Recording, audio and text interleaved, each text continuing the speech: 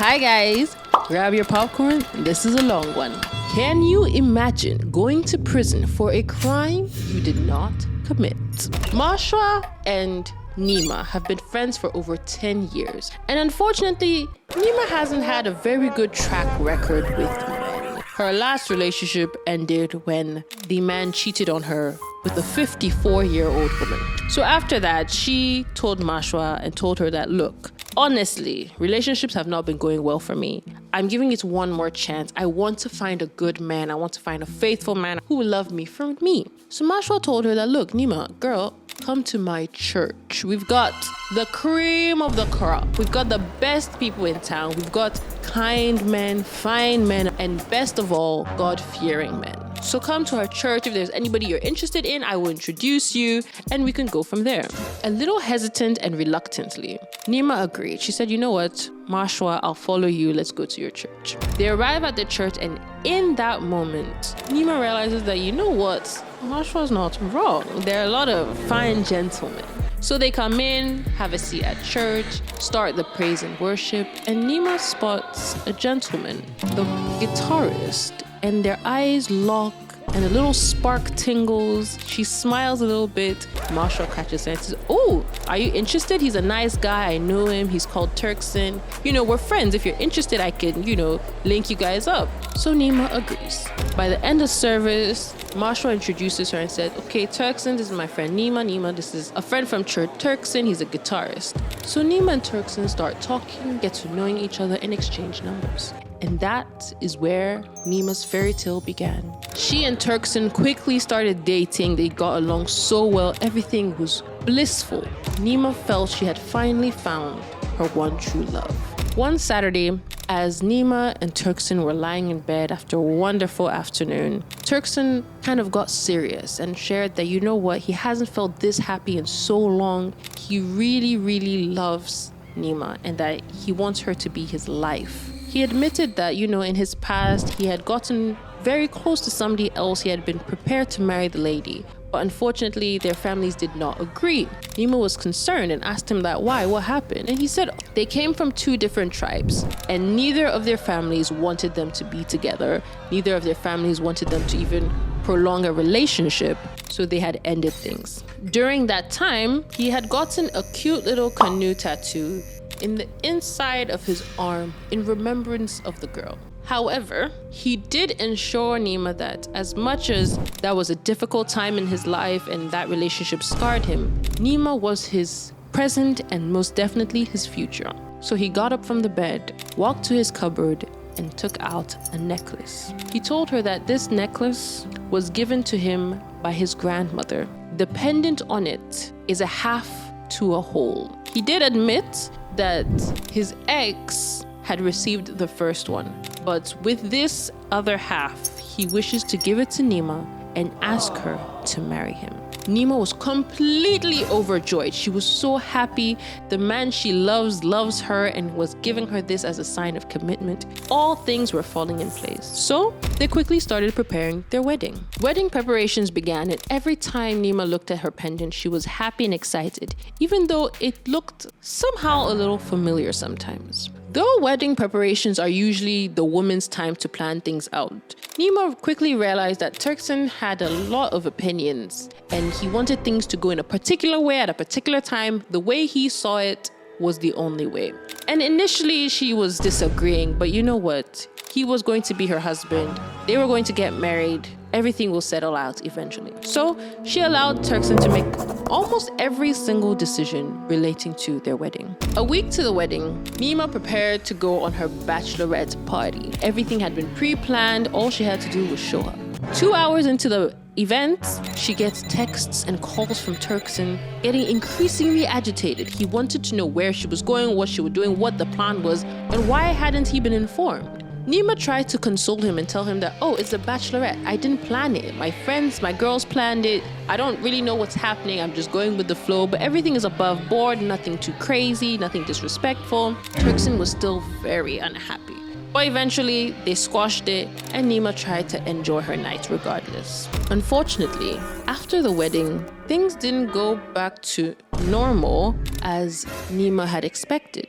Turkson wanted Nima to be a stay-at-home wife. No outings, no parties, no people, no work. She should stay home, cook, clean, and cater to all his needs. Little by little, Nima started to feel very isolated, very withdrawn, and a little scared. As time went on, Turkson's behavior got worse. Not only was he controlling, but he would also quickly get angry. Every little thing was a problem. Nima couldn't do anything on her own. In this moment of grief and strife, Nima turned to her friend Mashwa and confessed that, look, we're married and I'm glad of who I married, but things are not going well. Turkson is angry. He doesn't let me do anything. He doesn't want me to work, but he also doesn't want me to have hobbies. He doesn't want me to go places. What exactly am I supposed to do? Mashwa told her, look, you are married. You have a good and loving husband. He believes in God. You should take this up to God. Create a prayer room for yourself. Get on your knees and take that war to the Lord. Let him fight those battles for you. Don't stress about anything. So, initially Nima took that advice. She would pray morning, afternoon, evening. Let the Lord give him peace, give him strength, let him take care of her, let him be happier so that their marriage could also thrive. Unfortunately, things were not getting better. Turkson was angry every night. He would come home really late, sometimes disheveled, sometimes smelling of cigarettes, sometimes smelling of perfume. One such night, he came home almost 11 p.m., disheveled, a little drunk, and smelling of perfume. Nima looked at him and said, Turkson, what's happening? What's going on? Why do you smell different? Why do you look different? What's happening? Tell me. In his anger, Turkson struck her. In her shock, Nima could do nothing but cry. Cry and cry. Turkson looked at her and said, you see what you made me do? I am so sorry. Don't anger me to this point again. And left. Unfortunately, that was just the beginning. Every other night, Turkson would come back in an angry mood. Every other night, he would find a reason to hurt her. And every other night, she would cry. The cycle would not stop. Eventually, Nima decided that she needed a way out. Despite Turkson's disapproval, she was going to get a job.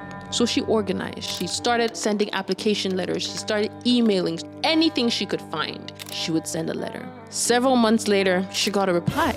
Thankfully, she'd been accepted by a company where she could work remotely from the comfort of her house. In her excitement, Nima decided that this night was the night she was going to tell Turkson. She was going to clean up, dress nice, smell good, clean the house, make dinner, set everything beautifully. Turkson arrived home at 7 p.m., glanced around, didn't comment. Nima served him dinner and informed him that, please know that I applied for a job and I got it. Turkson looked up in complete anger and started shouting. How dare Nima disrespect him? How dare she go behind his back and apply for a job after he had explicitly told her not to? How dare she, after all the hours he had worked to bring money to the house, put food on the table, how could she ignore all his instructions? That night, he beat her until she could move no more. Nima realized that everything she was working towards, everything she had hoped out of this marriage was not going to happen. Again, Nima confessed to Mashwa and said, look, my home is broken. There is nothing that can be salvaged from it. Help me get out. But Mashwa disagreed. She said, look, you made a vow. You made a covenant before the Lord. It said for better or for worse. You need to let the Lord, God, speak to your husband. Just make sure you do everything he asks. Make sure you do everything he wants, but you must stay. If not, you are an unfaithful wife. Nima disagreed. She said, look, I've tried. I've done everything I could possibly do. What else can I offer him? Mashwa said, look, you have to pray. You cannot say you'll divorce and leave your husband. Pray for the Lord to soften his heart. Pray for the Lord to give you the answers you need. Feeling completely alone and dejected, Nima prayed. She really prayed. Asked the Lord to take her out of the situation because she could no longer handle it. A month goes by, 2 months goes by, and the cycle of torture doesn't break. One morning, Nima wakes up feeling uncomfortable, feeling sick, feeling nauseous. She's not well. She spends hours in the bathroom and still doesn't feel any better. Turkson wakes up, enters the kitchen and asks her, where's her breakfast? Nima admits that, look, I'm feeling very sick. I'm not feeling well. I physically can't make you breakfast. Please grab something for the fridge or just buy something on your way to work. I beg you, I cannot. In that moment, Turkson manhandled her to the point where she could no longer move, no longer react. looked in her face and said, "Your place is to serve me," and walked out. After hours of lying on the floor, Nima took herself to the hospital. There, she was informed that even though she was not aware, she had just lost her child. That was the final straw that broke Nima beyond recognition. That evening, as Nima stands grief-stricken and trembling in the kitchen, attempting to put a dinner together, Turkson walks in. Today again in a very bad mood, still smelling of a perfume that she doesn't recognize. In his anger, Turkson shouts, "Why are you still cooking? It's late." Turkson raises his hand to strike her, but this time Nima doesn't fall. She grabs the knife she's cooking with and he looks at her shocked and falls to the floor. The adrenaline quiets down and Nima realizes what she has done, what has happened in this moment. In the quiet stillness of the night, Turkson's phone rings. Nima picks the phone and realizes it's Marshall calling. She answers and says, "Oh my God, thank you, you picked, oh my gosh, I've done something really bad," and narrates the whole story. Marshall calms her down and says, don't worry, I'm on my way. I'll be there in 5 minutes. Just like she said, in 5 minutes, Marshall arrives. She looks between Turkson on the floor and Nima and tells Nima, go shower, wash all of this off of you and come back and we'll call the police. Nima goes, but wait, I think he's still alive. Should we call the ambulance? Should we call somebody to help? She says, go, don't worry, I'll sort it out. So Nima goes, quickly showers and comes back. Just as she enters the hallway, they hear the sirens. The police have arrived. The police burst into the room, start shouting, everybody on your knees, hands up, and they arrest Nima and Marshall. Upon arrival at the police station, both ladies are questioned. After intense questioning, Marshall was released for having no apparent connection to the case, and Nima was sent to a holding cell to begin trial in the next few weeks. During the trial, Nima recounted her story, gave all the details that she could, but it didn't look promising. Eventually, she was sentenced to face the firing squad for first-degree murder of her husband. She had 8 months to live. In her sorrow, Nima stayed coiled up in her cell, wondering what to do. How could she have gotten herself into this situation? How could she have ended up here? Her life had been going so great, and now things have fallen apart. Throughout her time in jail, Marshall wasn't present. She would never visit, never call, and Nima started to feel very, very isolated. 4 months in, with 4 months left to go, Marshall finally visited. Nima was so excited. She said, oh my God, I've missed you. What's going on? How have you been? What's been happening? And Marshall said, I had traveled. I'm sorry I couldn't be present. I'm here now. What are we going to do about your situation? But Nima realized that Marshall looked a little different. She'd gained some weight. She looked glowing. She looked happy. Something about her aura just seemed a little off. So Nima pointed out that, oh, Marshall, you've been gone for a while, but how are things? You look different. You look glowing. She said, oh, I'm okay. Don't worry about me. 2 months passed again with no news from Marshall before she showed up again, this time heavily pregnant. As Marshall was visiting and chit-chatting with Nima, Nima realized that Marshall had a pendant on that seemed very familiar. So she asked her, oh, is that a new necklace? Where'd you get it? Marshall was like, oh, don't worry. It's a pendant I got from a friend of mine years ago. But, I stopped wearing it when we fell out. I just decided to wear it today because it happened to be the day he gave it to me. Again, they continued to talk, and eventually, Marshall had to leave. But that thought didn't leave Nima's head. There was something so eerily familiar about Marshall's necklace that she doesn't remember having seen before. And then it clicked. Marshall was wearing the exact duplicate of the necklace Turkson had given Nima the day he proposed to her.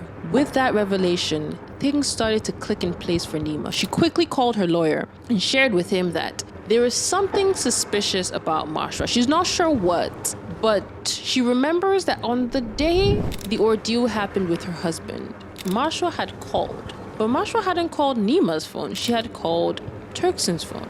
Not only that, she had the other half of the exact same pendant that Nima had been gifted.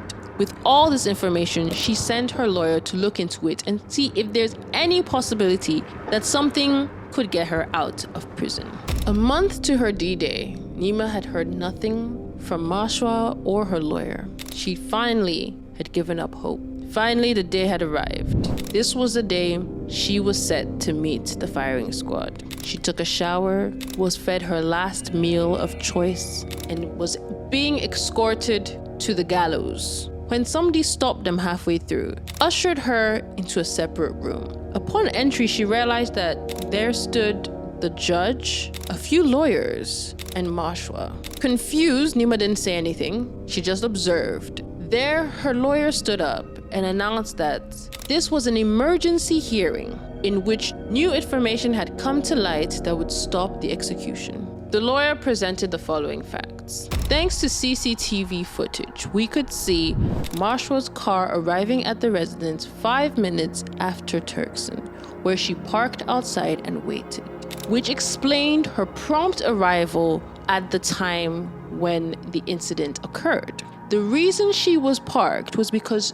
Mashwa and Turkson had planned to go on a trip. Now, unbeknownst to Nima, the lawyer revealed that Turkson and Mashwa had been in a relationship years before and been separated due to incompatibility between their tribes and their families. However, they had promised each other to be together forever, getting matching tattoos of a canoe. In Swahili, Mashwa means boat, and that was going to be their symbol. In addition, Turkson had offered Mashwa one of the 2 pendants, the necklace that currently resided around her neck. Last but not least, the medical autopsy revealed that though Nima stated that she had Turkson once, he actually received several additional wounds after the initial one, but not from Nima. In this moment, the lawyer reveals Mashwa has been behind Turkson's eventual death. When Nima ran off to wash off and compose herself, Mashwa ended Turkson's life, called the police, and framed Nima for his death. But the most crucial detail was that Mashwa is pregnant with Turkson's child and knew that if he passed away, her child, being Turkson's only heir, would inherit everything Turkson had. In that moment, Nima saw Mashwa for who she really was: twisted, evil, and vindictive. Now that's an entangled web. Don't forget to catch us every Saturday for a new video. Follow us on all social media platforms on Instagram, TikTok, and YouTube at EntangledWebStories. Like, comment, share, and subscribe. And I'll catch you in the next one. Bye!